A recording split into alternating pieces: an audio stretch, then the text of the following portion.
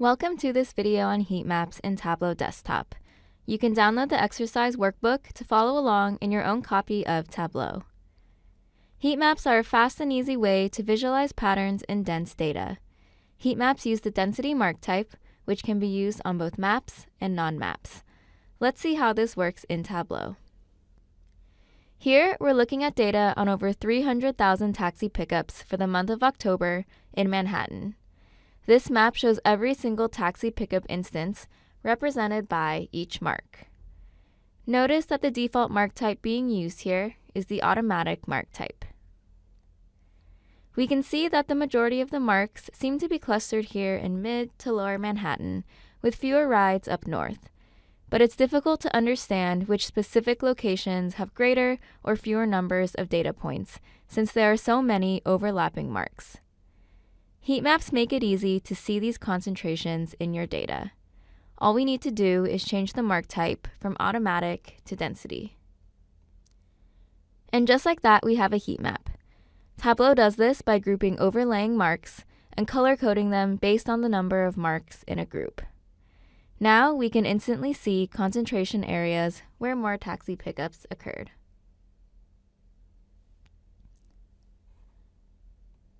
I can choose a color palette that is designed specifically for displaying density, or I can choose one of the existing color palettes.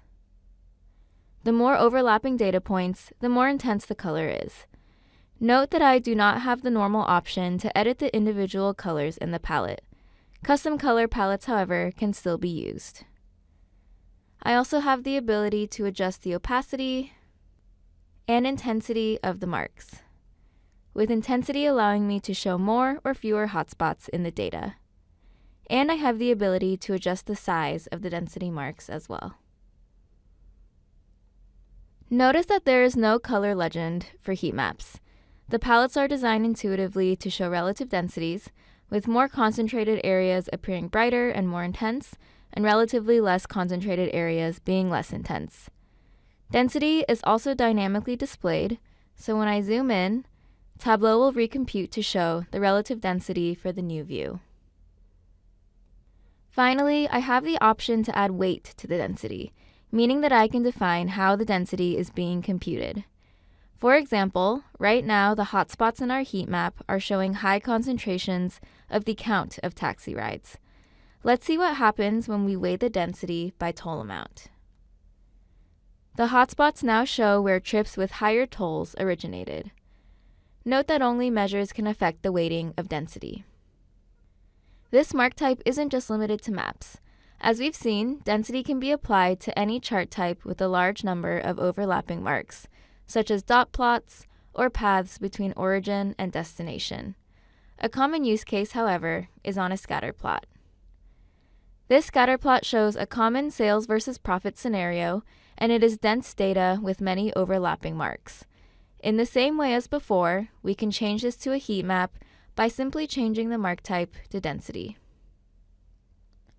Notice that when I hover, I can still interact with the underlying marks to view the tooltip detail, and I can select those marks and interact with them as I normally would.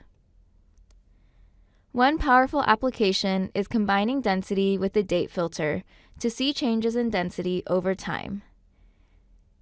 Going back to our taxi data, I'll bring pickup date to the pages shelf.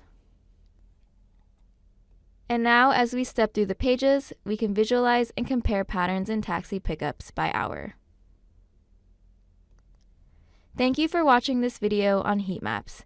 We invite you to continue with the free training videos to learn more about using Tableau.